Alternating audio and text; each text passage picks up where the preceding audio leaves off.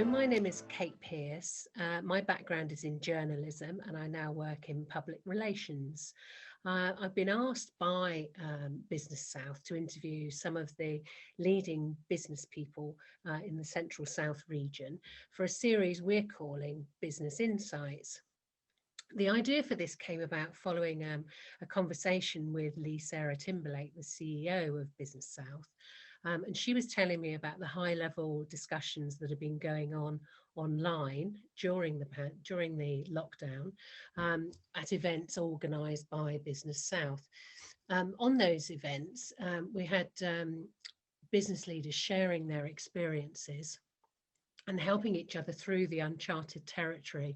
And that's what's prompted these business insights. We thought it would be a good idea to speak to leaders about their experiences during the past year. And today I'm going to be in conversation with Mark Smith. He's the Chief Executive of Southern Co-op. Southern Co-op is an independent regional cooperative owned by its 127,000 plus members and established nearly 150 years ago in Portsmouth. It operates across 11 counties in the south of England with 4,000 plus employees. Their main business is food, with a network of over 200 convenience stores, including a successful franchise arm. They also have an end-of-life service business, which comprises funeral homes, crematoria, and a natural burial ground. So thank you very much, Mark, for joining us today. I wonder if I can start by asking a little bit about your background, how you come to be doing the role that you are at the moment, and how long you've been in your current role. Yeah, sure. Yeah, hello. I'm Mark. I've been with Southern Co-op since 2005. I spent most of my career actually in retail in various environments, a large part of that with M&S. But I joined Southern Co-op in 2005, originally as finance director. And then I was made chief executive in 2008. So I've been in this current role since the back end of 2008. And that was quite interesting timing because I took the job just about a week before Lehman Brothers fell over and the whole financial crash started. So it's like, hey, now you've got this from job and the world's falling apart around you. So sort of relevant to the last year or so as well. But that was the timing of the start of my time as CEO of Southern Co-op 2008. And did that experience through sort of 2008 and bringing the business through that, did that help you, with the vagaries of the pandemic? I think in some ways it did, because although they're obviously very different situations, but that sort of sense of, you've got to focus on what needs to be done and you've got to get those key things into place and to focus on those, but keep an eye on your bigger picture. But not be sort of completely blown away by so much noise of what's going on, what could happen, not happen. And obviously there are some similarities, particularly with the early stages of the pandemic, where there's an awful lot of unknowns with the climate that there was in a very different way, but a lot of unknowns around the time when the financial crash happened. So I think there are some similarities and that need to stay focused and deal with what you can deal with and don't get distracted by all the other noise is certainly a common theme to both crises, I think. And if we go back to the beginning of 2020, when did you first become aware that the pandemic was on its way and how it might affect your business? Did you, could you foresee the effect that it would have and that retail would be thrust into this space that has been incredible, hasn't it? Where your workers have become frontline workers, and with all the joy that has brought, I guess, but also the challenges as well for those people, very much on absolutely. And I guess as well with your end of life service businesses, with funerals, I mean, that's been, very much affected. And I guess initially you may not have thought, that would be so affected. Well, I suppose, if we wind back right to the beginning, we were in a fortunate position in that we'd invested quite a lot in the 2 or 3 years prior to 2020 in having a really well-established business continuity set up. So, that's something that all businesses have, all businesses struggle and endeavour to sort of keep up to date, test and all of that. But we'd sort of put a lot of effort, without obviously any knowledge of a pandemic coming, into having that for more traditional business recovery reasons. So we were in quite a fortunate position that as we got to sort of late January into February last year, I think as leadership, we were increasingly of the view there's more to this than, is perhaps being thought. And obviously we did have both the retail business, but, crucially the end of life business as well. So, there's a very real need to make sure that we could still operate if the worst happened. And we sort of went into our business continuity process about 2 weeks before the Prime Minister made his big announcement that created lockdown 1. We were sort of there already that something bad was coming, and we had to be ready for it. And if we had to turn it off again afterwards, well, fine. But we wanted to be ahead of that curve for both parts of our business. So we were able to deploy that because of the time we'd spent previously setting up those business continuity processes, albeit probably not envisaging quite what happened with pandemic, but it was there to use. So we were a bit ahead of the curve with that, which I think was helpful. And I know, some cases where other businesses I'm aware of haven't had that pre-work done for various reasons, have then had to really scramble, because obviously it was a real challenge for mass redeployment, mass shift to remote working for people to change that very quickly. But we had a bit of a head start with that, and we took a view as leadership to get ahead of the curve with it. And how difficult has it been? Because obviously you have your team with you at Lakeside, or under normal circumstances, Normally, yes, a team there. But the staff who are working in the shops, maintaining communication with them throughout the lockdowns and the sort of intensity of the situation they were finding themselves in. Absolutely. How difficult was that? That was a huge challenge in the early days, particularly because it was unprecedented. And our business, and to be honest, most retail businesses are built on an awful lot of interaction between centre and field teams and store management and store teams, and that's the glue that holds retail together. And suddenly that was all sort of cut; those cords were cut, and people were not able to go to stores. So there was a massive impact from that, which we had to manage through. Which itself would have been quite a lot to do, but then obviously a lot of things had to change at the same time as well. So you were making big changes to how we operated the store at the same time as not being able to use the normal routes to communication and the normal sort of chains of command, which are heavily focused on feet on the ground. And we and other retail leaders spend a lot of time in stores normally. That's how it works, and suddenly we couldn't. So that was probably the biggest initial challenge for us, was how do we do that? How do we support those store teams who coincidentally at that time were having an unprecedented ramp up in demand with all the madness that cracked off at the very beginning with panic buying and all of that, which thankfully didn't last for too long, but was a massive surge that had to be coped with. So, unbelievable efforts and contribution from those frontline guys from the get-go. But how we sort of supported them and steered them to make a lot of different changes was one of the early challenges that we had to face into. And what about with the whole panic buying? Because everybody was buying toilet rolls like there was going to be no tomorrow. Yes. But then, as you say, it calmed down. But then, even now, I guess your sort of supplies chain, that you were relying on must have been it must have been tricky, and always knowing that you would have enough to be selling in your shops.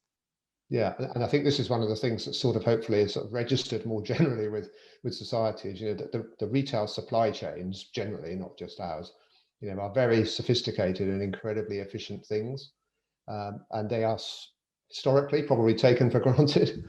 But that surge in demand coinciding with a point when people in the supply chain of those products seeking to replenish them were self-isolating, and the various impacts of that, it was a double hit really. So it took a little bit of time for the supply chains to recover, and obviously a whole debate about trying to control the number of items that people could buy in the meantime and how realistic is that. But we worked through that, and I think people did calm down a bit, but unfortunately it was made a bit worse than it probably needed to be because of the degree of that initial panic that happened. But throughout, the supply chain actually has been incredibly resilient. And you know, I don't know about you, but I suspect probably haven't seen massive shortages at any point in this journey, which when you think what's been going on and disruption that there's been is quite incredible, really. So the whole supply chain is very robust and made up of incredible people who work incredibly hard. And with your end of life services business, Mm. what were the plans that you were putting in place for that? So there was two major challenges there, which was one was you know, in some ways that industry is quite similar to the health service. So the people who work in it are virtually health professionals. I mean, they are vocational people who are committed to serving the bereaved and really and the front line of that. But there were some similarities also around things like the need for PPE and having the right equipment in place to enable them to change to dealing potentially with a large number of cases of COVID. But at the same time, the whole process for organising a funeral is a very traditional process, as you may aware, and that had to be digitised effectively in a matter of weeks and put online and enable all the funeral arranging, for instance, to transfer from being done in a funeral home to being done by telephone, with the use of email and things like DocuSign to enable the transfer of documents, which was probably 5 years of evolution that took place in 5 weeks and involved a lot of third parties, you know, medical practitioners and registrars and things, as well as funeral directors. So it was a huge challenge, but again, the team just really stepped up to that, got hold of it and created the solutions that worked. And actually, you know, telephone arranging funerals has worked really well. And I think it will remain an element of that after this whole episode. For some people, that will be a better way to do it, and they'll choose to do that, much as in other things, you know, you can choose different channels to engage with a supplier, can't you? And I think there's a bit of that with funeral, but it was a big challenge at the start, which the team had to rise to. Unfortunately, there was a lag of a few weeks between the outbreak and then obviously the sad peak of deaths in that first wave that did allow a little bit of time, but only a little bit, to get on top of that, which we managed to do.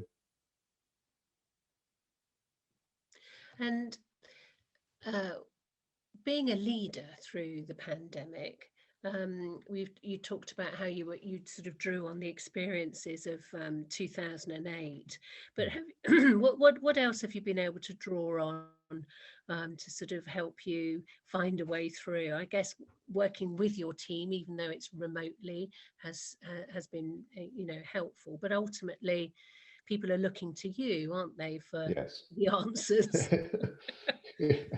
Yes, no, absolutely. And I think what you find, and I'm sure this isn't unique to this leadership role, is that, you know, in this sort of situation, your normal opportunity to sort of lead from the front becomes a lot more difficult because, you know, at the very best, it ends up with looking at a screen like this. And we did quite a lot of that and have continued to do quite a lot of that sort of chats and briefings and messages of thanks and encouragement to try and sort of do some of that, but it's not the same as standing in front of a load of people, and it's not the same as walking a sales floor and patting people on the back and saying, well, you know, really helped us there, it's a great job, and it's not the same. So you sort of have to do as much of that as you realistically can, and we did invest. I think probably for us, one of the big positive learnings is that we committed up front to do a lot of communicating, and you know, I was only a part of that; it's not all of mine. But actually, that was very valuable, and I think we've come through this with most of our people knowing what we were trying to set out to do,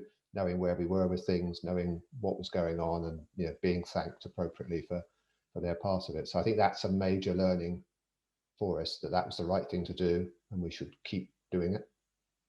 But it was a challenge.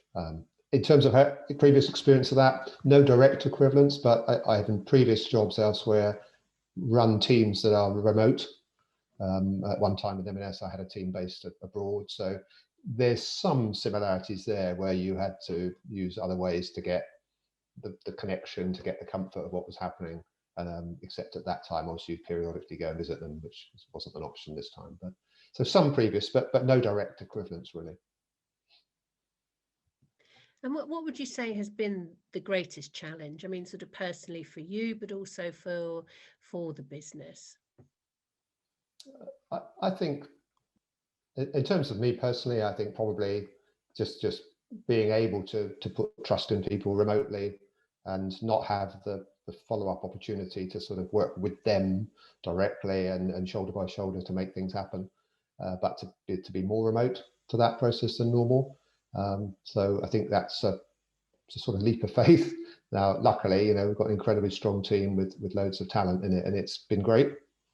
But I think on a human level, there's a tendency, if you're sort of holding the buck, to want to be very close to stuff, and you can't. So I think that's something you have to pass through. But for a business, I think what the big challenge was, and we really rose to it, was having to respond quickly, at pace to very, very different circumstances. And retail typically is a fast-moving environment, and that's what we do. But this was on a scale that even that was like no comparison. So I think for me, the biggest plus has been that the business was able to step up and make decisions really quickly. We went from having none of these things in place to having them there in most cases well before the government sort of finally made the edict for things like plastic screens and sanitizer stations and masks and all the things that we do. And some of the technical stuff, we took a very rapid decision to use some technology to help us control the flow of numbers of people in and out of stores. And, made a good decision to invest in that in a fraction of the time that we would normally evaluate, effectively an IT proposal. But you have to be able to do that. And I think, it's a big plus that you can do some of that. And collectively, we all need to be able to hold on to some of that, which I think is really about, 85, 90% today is better than 100% in 2 years' time, in most cases. And I think that's the principle that this has proven, that you can sort stuff. You won't get it absolutely perfect, but it's good enough. And good enough is sometimes good enough. And when you've seen the wonderful work that your staff have been doing in the stores, has it saddened you that they've had to? I'm not saying just with your co-op employees, but employees in retail generally have put up with quite a lot of abuse, haven't they? There's been lots of stuff coming. I think there was something earlier this week about 9 in 10 had suffered verbal abuse and 1 in 10 actual physical abuse over the restrictions of COVID. I mean, that's awful to think that people working for your company are having to put up with that, isn't it? Yeah, it is, and it's unfortunately it's a societal issue. It was there before the pandemic. And we've been active in that space alongside others, people like British Retail Consortium and other trade bodies, really pushing hard for government action. I mean, we've done a lot to invest as far as you can, and we've invested a lot of money in additional security measures and panic alarms and various things that help people. But ultimately, it is a behavioural thing. Pandemic made it worse, which it's thrown out both ends of the spectrum. We've had people who have really stepped up and shown humanity at its very best, and sadly quite the opposite. And some of our guys have had to take that on the front line, which I'm not sure it makes me sad. It makes me angry, to be honest, because it shouldn't happen, and we need and will do everything we can to stop it happening. Ultimately, that does involve a bit of government stuff, and we're lobbying quite hard with other retailers at the moment. Scotland have done a great piece. They've changed the law to make it an aggregated offence to assault or intimidate a shop worker. And we're pushing hard for that to be the case in England, because there's no sanction. It's not right. And these are ordinary folk going about their daily jobs who are being traumatized, and it's just shocking, truly shocking. So we're going to keep on that case and do everything we can to both invest, but also get that political climate, hopefully, where it recognises these people and gives them a bit more protection. And I guess that's something that needs to happen. Obviously you're doing that now, aren't you? Because you sort of get the feeling that once we come out through this, we're going to be like, oh, thank goodness that's over, and it's all going to be pushed aside, isn't it? Yes, but it is. That can't be.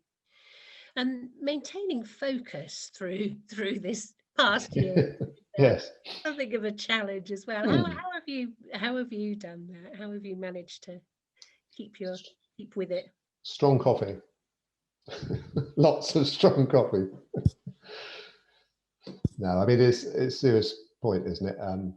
What I think we wanted to do here was to make sure that there's some very clear deliverables that we had to meet, and whether that be strict government things that we had to comply with, or things that we identified that we wanted to do anyway to to maximise safety and so on. But a lot of practical stuff to sort out in the near term, and things like how do you handle a delivery, how do you put out stock in a small convenience store when you've got social distancing, and we've made various changes to how we did that to try and do it. So it's a lot of sort of on the hoof stuff, but I think the focus also needed to stay, particularly after the first few weeks of the pandemic, to not lose focus on the underlying, the big strategic things that our teams were working on as well. You couldn't just drop everything for, well, what's it been, a year or more?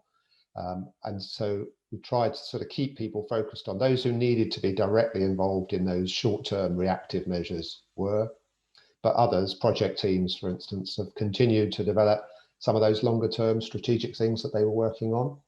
And I was very keen that we didn't lose focus on those, and those have been part of our conversations with the teams about what we've been doing as well, so that people who weren't directly involved in those things were aware they were still happening and we were still playing the long game, as it were, as well as sort of firefighting right now. And I think that's quite an important part, is to have a dual focus almost on that. But yeah, not without its challenges. And have you been inspired by anyone particularly through the pandemic? I don't know if there's anybody within your team on the retail side, or stories that you've heard of that you thought, wow, they've really gone beyond, or I don't, heaven, is there anybody on the political scene that you've thought, yes, they're doing their best? Well, there's a short answer to your second question. I'd like to focus on the on the people. No, I mean, I think the collective, really, because we can always point to individuals in an organisation, and there are so many. But I think collectively, to see people right across the spectrum in our business just step up to it and beyond it, and be challenged in ways that they've never been challenged before. And we've had people quite new in post who've suddenly had to deal with that. Some people who've been long-term players who've been very effective at doing one thing, who suddenly are doing something quite different. And so I think for me, the inspiration of it is probably that collective of how that group of people have really stood up, and the commitment they've had, and in the front line, how they've had to serving the people that look to them for a food supply, or support at a time of bereavement. And the commitment of those people to that is just unbelievable. It's genuinely unbelievable. So I think for me, that's a sort of collective inspiration. I don't particularly see a single individual, either inside or outside, that you go, they're above everyone else with a big light on their heads. I think it's a collective piece, but massive step up from all those folk, which is I think genuinely inspirational. And what have been the main positives that you'll take away from the situation that we've been through? I think there's some really interesting team dynamics. So there's a whole piece here, I think, around the pace, and you touched on it just now, around being able to make good decisions and good enough decisions quickly. So I think that that's been more embedded now as a process and a way of making decisions. So I think that's very much a positive. But the way the teams across the business have interacted, and the dynamic between them, has been a massive step forwards. And we've had an approach, we've tried to run particularly central teams on a sort of matrix basis. So there's a lot of project work in a retail centre, and those teams necessarily work together on a lot of things a lot of the time. But this event has really driven the matrix working idea forward, and the way that I think the teams have engaged with it, with the additional complexities of not being able to sit across from someone and have a good old chinwag about it, and an occasional disagreement and then sort out about it.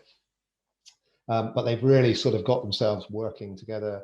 Some of the silos that all businesses have sort of fallen away. The communication has been better. As I said, we've invested a lot in that, but I think informal communication has been better as well, as people have tried to keep each other informed a bit more. So if we can hold on as a business, and hopefully wider business community can hold on to some of that effectiveness, with people's old view of, this is my bit and I'm really good at my bit, but I don't really care what you do in your bit. You do your bit well and it'll all be great. That's sort of broken down, and that's really powerful if we can hold on to that for some of the bigger challenges still to come. And has it changed your leadership style, do you think? going through the lockdowns and working as you've had to? I seem to spend more time sitting down. I'm not sure that's a positive change. um, but I think it's encouraged further delegation, further willingness to empower others to take things forward. I'm fortunate. I've got a really strong and well-established leadership team that do the bulk of this stuff for me anyway, and we were well established before this happened as a team. So I think there's a strength there that personally I've been able to draw on. But if there's a change, really, I suppose it's more about just being able to still recognise the absolutely key points that need hands all over from a chief executive, but actually stay out of the weeds and don't make this more complicated than it needs to be by having to have your fingers in every piece of it, which is a natural instinct of all chief executives in my experience, me included. So we have to sort of physically not be tempted to do that. But on those big pieces that really matter, then clearly we need to be involved. But I think there's been some good tweaks probably more than big changes to the leadership style on that. And I know you have a particular interest in the environment, and yes, I think once the pandemic, once the sort of ripples out from that have sort of calmed down a wee bit, I think that is going to be the next thing that we're really looking at, aren't we? And we need to see the pandemic in the context of what's happening with the environment, don't we? And I just wondered what your thoughts are with that as we sort of look to come out of the lockdowns and we look ahead now. Is that very much where your focus will go back to? Yeah, no, absolutely. And, I sort of mentioned earlier, those sort of big underlying strategic things, and that for us, the climate piece in particular is a major part of that. And, we announced a carbon reduction commitment back in the autumn. And so we're really focused now on driving that through. This is such a big issue. I think, in some ways compared to climate, pandemic's a bit of a walk in the park, if I'm honest. This is massive and really needs the same energies that's gone rightly into trying to resolve the pandemic to be turned subsequent to that to really get after climate in a meaningful way, because there's just too much at stake not to. But I think businesses generally now are closer to wanting to be part of that. And, I've been involved with the UN Sustainable Development Goals movement for some years, and that was hard work. It was a bit of a minority sport, to say the least. But I think now with some of the more recent stuff, and hopefully with the COP26 conference in Glasgow this autumn, the international focus that will bring, I think we will see the business community stepping up more and more to be part of that. And, as with everything, it's not going to happen unless they do. So with whatever goodwill politicians have, they can't make this happen on their own. So it's really important that business do that. And we're certainly up for that. And I know through our work in business in the community, the Prince's Charity, that others, are increasingly of that mindset that this is now the big issue that business has a big part to play in, and really get after those climate challenges before it's too late to do so. Mark, that's wonderful. Thank you so much for your time today. It's been fascinating. It's my pleasure. Thank you so much. Thank you. Thank you. Nice talking to you.